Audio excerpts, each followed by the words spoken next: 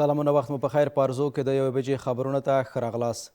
د کرنې وزارت یو پلاوي په کرنیزو برخو کې د همکاریو د پراختیا په موخه مولدوا هیواد ته سفر کړی دی. د کرنې وزارت اعلان وکړ چې دا پلاوی به د مولدوا له چارواکو سره وګوري او د ګډو برنامو پر پلي کولو او د کرنې د نوې ټکنالوژۍ پر لیږد به خبرې وکړي. د خبرپاڼې له مخې د نباتاتو د خوندیتوب، کرنیزو څیړنو، د آفاتو د مدیریت، د سوداګریزو بڼونو د مدیریت او د دواړو هیوادونو ترمنځ د علمي پوهې او تجربو د تبادلې په برخو کې د همکاریو پراختیا د دې سفر نورې موخې بلل شوي دي. د هیواد پخواني ولسمشر په پاکستان کې د افغان زده کړیالانو د ځورونې او د هغوی د ویزو نوي کولو څخه د دغه هیواد د ډډه کولو له کبله اندېښنه څرګنده کړې ده. حامد کرزي په خپل اکس پاڼه کې له اسلام آباد څخه غوښتي چې د زده کړیالانو اړوند موضوع دې له نورو مسایلو لرې وساتي او له هغوی سره په علمي چاپیریال کې له معمولو معیارونو سره سم چلند وکړي.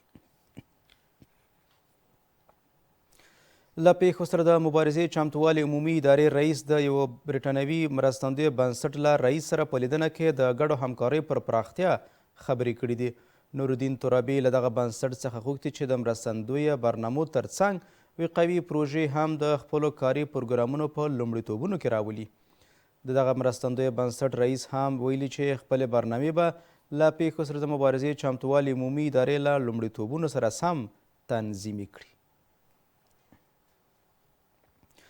د اوبو او انرژۍ وزارت نن سبا او بل سبا د هیواد په ځینو سیندیزو حوزو کې د نسبتا سخت باران ورېدو او د سیلابونو د راوتلو له اټکله خبر ورکوي. دغه وزارت همداراز اعلان کړی چې په دې موده کې د یو شمېر ولایتونو د سیندونو په مسیر کې د اوبو د کچې د لوړېدو احتمال شتون لري. د اوبو او انرژۍ وزارت د دغه سیمو له اوسیدونکو غوښتي چې د اوبو د لوړېدو او سیلابونو د راوتلو پر مهال سیندونو خواته له نږدې کېدو ډډه وکړي.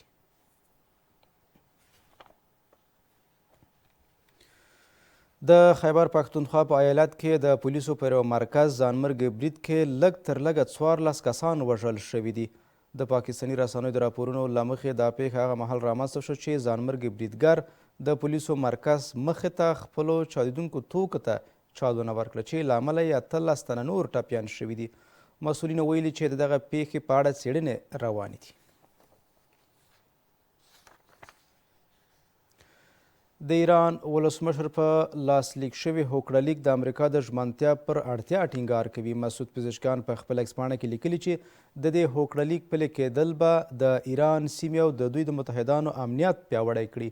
ښاغلي پزشکیان ټینګار کړی چې د تهران او واشنګټن ترمنځ لاسلیک شوی هوکړه لیک د ټولیزې پوهې پایله وه او په راتلونکي کې به د دغه هیواد د بهرنیو اړیکو په پیاوړي مرکز بدل شي.